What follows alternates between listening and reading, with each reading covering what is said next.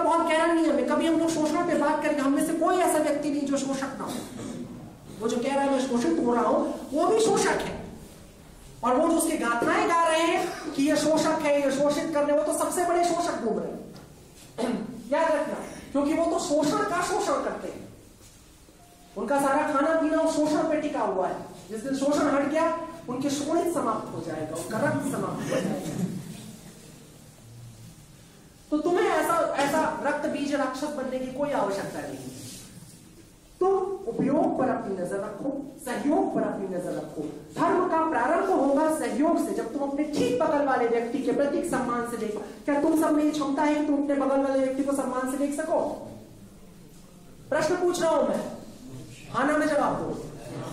चलो तो देखो अपने अपने बगल वाले व्यक्ति को तो 1 मिनट डर करो, चेहरा घुमाओ, चेहरा घुमाओ। मैं तुम सबसे कह रहा हूं, ठीक अपने बगल वाले व्यक्ति को देखो, ध्यान से देखो 1 मिनट के लिए देखो, शर्माओ मत, शर्माओ मत। देखो अपने बगल वाले व्यक्ति को। ये हेजिटेशन तुम समझते हो, बस बस हो गया हो गया हो गया हो गया।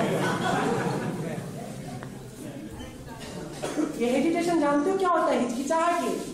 ये हिचकिचाहट है जो तुम्हारे लिए शीशे का काम करती है, आईने का काम करती है।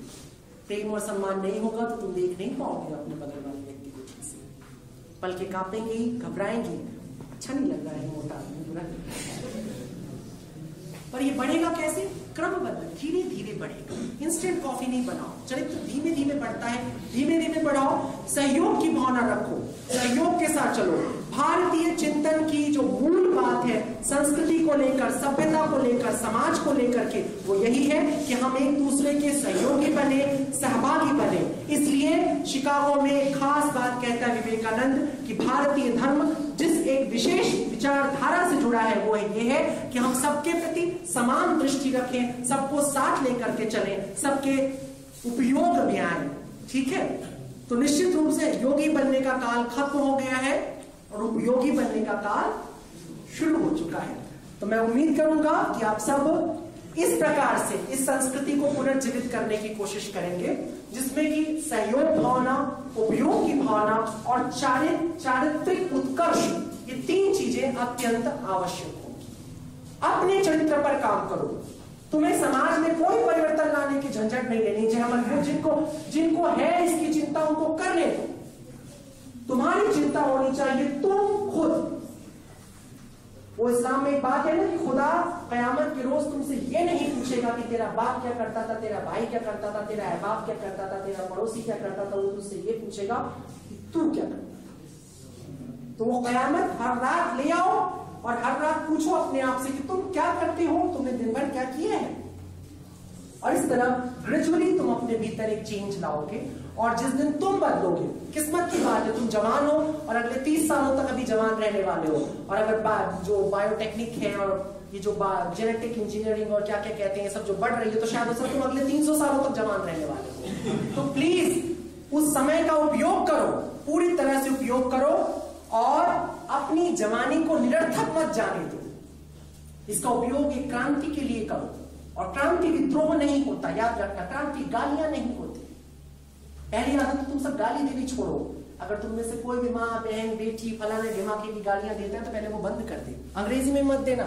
अंग्रेजी और उर्दू की सारी गालियां स्त्री जाति, हिंदी की गालियां तो इस मामले में पक्के हिंदूवादी हो जाओ। हिंदी गालियां बड़ी सुंदर सुंदर है। दुष्ट, उद्दंड, वितंडवादी, उच्च श्रृंखल, पापी, अधर्मी, सुनने में भी अच्छा लगेगा। साहित्यिक गालियां है।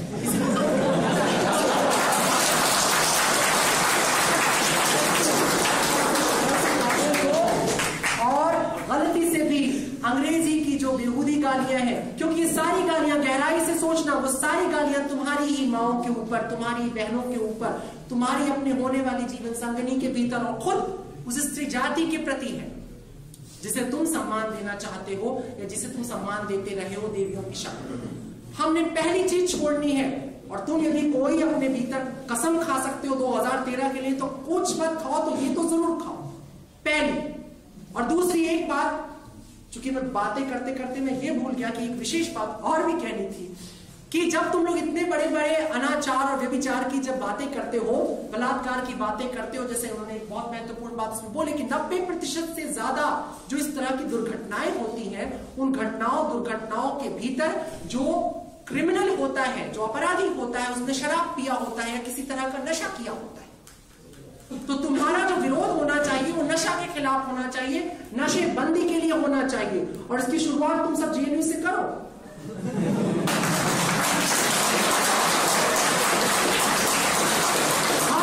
नशे को बंद करो, जिस मुंह में सिगरेट देखो उसे निकाल कर फेंको, मुखाग्नि आप ना लगाएं। जहां पे तुम बियर और विस्की और रम की बोतल देखो उनसे कहो क्षमा करें, रशिया नहीं है, ये काफी गर्म देश है, और इस देश में इतना पैसा नहीं है कि उसे दारू पर बहाया जाए, उसे मॉलों पे बहाया जाए, उसे सिगरेट पर फूका जाए। नहीं, उन पैसों से गरीबों के लिए रोटी खरीदिए, सिगरेट छोड़िए, चिंतन करने के लिए हशीश की जरूरत नहीं पड़ती है, कतई इसकी आवश्यकता है। कह रहा हूं कि इससे पहले कि आप संस्कृति में बदलाव लाए, पहला बदलाव अपने में लाना, और वो बदलाव शुरू होगा आपसे।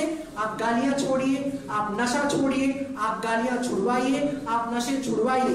आपके आसपास जो व्यक्ति भी गाली देता है आप कुछ मत करिए, गांधी जी की तरह अपने दोनों कानों पर हाथ रखिए, मुंह घुमाइए, चले जाइए कि क्षमा कीजिए, मैं उस समय तक आपसे बात नहीं कर सकता जब तक कि आप मुझे गालियों से, मुझे नहीं किसी को भी नवाज रहे, मेरे सामने जब तक गाली दे रहे। हाँ, देना चाहते हैं तो हिंदी की शुद्धतम गालियां आपके लिए प्रस्तुत हैं, उनमें से कोई भी पिक कर लीजिए। और वैसे इस प्रांगण के लिए वितंडवादी एक बहुत अच्छी गाली है। वितंडवादी के माने होता है ऐसे लोग जो काम कुछ नहीं करते, बातें बहुत बड़ी बड़ी करते।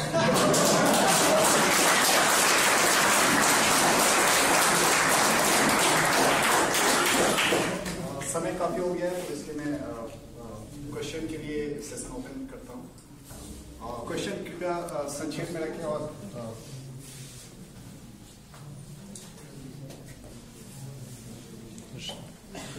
सर मेरा काल माइक दे दीजिए। सर मैं काल जो जब क्वेश्चन कर रहा था कि एजुकेशन सिस्टम एक बच्चे के जिंदगी में एक अहम हिस्सा रखता है उसको बड़ा करने में, और इसी में हम पढ़ते हैं कि हम भी आर्यन है, और यानी कि आर्यन इन्वेजन थ्योरी जो हम पढ़ते हैं इसमें ये होता है कि हम भी इन्वेडर हैं in this country, and the Britain people who have ruled us, they also invaded us. So the history narrates us that we are not of our nation. The nation is not of ours. So in Sanskrit centre जो कमलेश जी एक आए थे, वो कुछ किताब लिखे थे research करके, शोध करके, तो वो बोले थे मैं मेरे बच्चों के लिए ये शोध करके आया हूँ जो कि मेरे बच्चों को इतिहास गलती से नहीं पढ़ाया जाए। मैंने बोला मैम तो आप अगर ऐसे करते हैं तो आप एक PIL यानी कि केस क्यों नहीं रुजू करते हैं जिसके वजह से इतिहास शुद्ध हो सकता है और बच्चे शुद्ध इतिहास पढ़ सकते हैं। तो ये है मेरा क्वेश्चन कि एजुकेशन सिस्टम अहम मुद्दा है, तो वो क्यों नहीं बदलना है अगर गलत है। और आज के लिए कुछ क्वेश्चन है, वो है बाकी लोग ये है गीता में कहीं कहा गया है चतुर्वर्ण्यम मयासुष्टा गुणधर्म विभागः, और उसमें भी ब्राह्मण का कुछ 7 गुण, क्षत्रिय के 9 गुण, और कुछ ये मुझे याद नहीं है। और उसी में कहा गया है कि स्वधर्म निधनम श्रेय परोधर्म भयावह। तो आप इस कंटेस्ट को कैसे मानते हैं? और तीसरा क्वेश्चन ये नॉनवेज और वेज के हम कैसे डिफाइन करेंगे? आपने एक पूरे नए सेशन के लिए आपने मुद्दे दे दिए हैं, तो इतना मैं अभी विस्तार से नहीं बताऊंगा, लेकिन फिर भी मैं छोटे में मैं थोड़ा सा बता देता हूं कि जो आपने एक बात कही है कमलेश जी ने, अन्य भी कई चिंतकों ने इस विषय में बोला है, तिलक ने भी बोला था एक जमाने में, लेकिन उनको भी हाइपरबोल की श्रेणी में डाल करके फेंक दिया गया। और इस विषय में फिर बाद में अन्य लोगों ने भी काफी कुछ कहा। अभी BHU के जो VC हैं, vice chancellor professor Lal ji, उनकी भी किताब आई है जो आर्कियोलॉजिकल सर्वे पर है, और वो अमेरिका में ही थे पहले। उन्होंने शोध करके बताया कि आर्यन कहीं बाहर से नहीं आए थे, वो भारत में ही रहते थे। ये एक बड़ा विषय है, वो विषय सिर्फ इसलिए बड़ा हो गया है, गलती से हम लोगों को ये समझा दिया गया, सिखा दिया गया पिछले 150 सालों में, जिसकी मैं कल बात कर रहा था मैकाले शिक्षा पद्धति की, कि हमें अंग्रेजों ने ये समझा दिया और सिखा दिया कि हम, क्योंकि आर्यन जब वो बोलते थे अंग्रेज तो उनको बड़ी पीड़ा होती थी क्योंकि संसार का जो भी कुछ वो महान खोजने जा रहे थे वो सब आर्यों के पास था। तो ये बहुत दुखद था कि वो आर्य गलती से गोरे नहीं है और वो यूरोप से नहीं आए हैं। तो उसको स्थापित करने के लिए उन लोगों ने एक बहुत बड़ा खेल रचा और उस खेल के अंदर ये बात आ गई कि जो आर्यंस थे वो यूरोप और ईरान के बीच से चल करके भारत में आए हैं।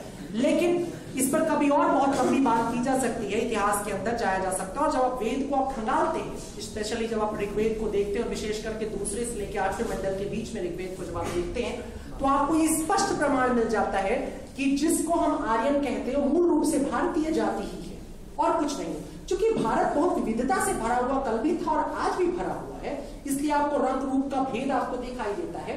लेकिन जो मैंने कल भी कहा था, सांस्कृतिक रूप से हमने कभी भेद नहीं रहा और आक्रमणकारियों के साथ कभी भी इतनी संयोग, हम इतने कभी भी सहानुभूति और इतना प्रेम नहीं रख सकते। समझ गए?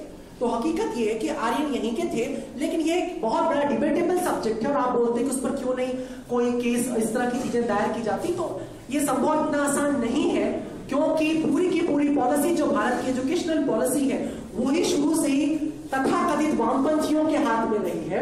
और उन लोगों का जो बहुत बड़ी उनकी चेष्टा रही है वो यही चेष्टा रही है कि वो पहले तो भारत को ये बताने की बार बार कोशिश करें कि तुम में कुछ भी गरिमामयी नहीं रहा है तुम्हारे इतिहास के अंदर, और अगर कुछ गलती से है गरिमामयी तो वो आयातित है। तो इसके चलते हुए इस तरह की बातें होती हैं। और अभी उन इतिहासकारों से आपको भी बात करना चाहिए। आप छात्र हैं, आप उनको बुलाइए, बैठाइए और उनसे पूछिए कि सर, मैडम, जो अभी तक जीवित है, जो गुजर गए हैं, जो गुजरने वाले, उन सबको बुलाइए और बुला करके पूछिए उनसे कि साहब आपने जो ये शोध किया था वो किस आधार पे। क्योंकि अगर मैं उनकी किताबें पढ़ता हूं तो मजेदार बात होती है कि उनमें 20 से ज्यादा जगहों पे तो पश्चिमी विचारकों और पश्चिमी इतिहासकारों को कोट करते हुए चलते हैं। उनमें से अधिकांश इतिहासकारों ने कभी भी जीवन में पूरा वेद नहीं पढ़ा हुआ है, और वेद अगर पढ़ा हुआ है तो पद्धति से नहीं पढ़ा हुआ है। तो इसलिए बहुत सारी मुश्किल है और भारत का इतिहास ढूंढना वास्तव में एक मुश्किल काम होगा। क्यों? क्योंकि जैसा मैंने पहले भी कहा कि भारतीयों को इतिहास लिखने में कभी भी रुचि नहीं थी। दूसरी बात, आप कह रहे हैं नॉन वेज और वेजिटेरियन को डिवाइड करने के लिए, तो इसमें बहुत सारी चीजें, पर मोटे मोटे तौर पर आप ये समझ लीजिए कि अंडा से लेकर के उससे निकलने वाले जितने भी प्रजाति हैं वो सबको आप नॉन वेज में रखिए। अंडे से शुरू करिए, गोश्त तक पहुंच जाइए, और फल फूल जो ये दूध दही इत्यादि है ये सब कुछ वेजिटेरियन में ही आता है।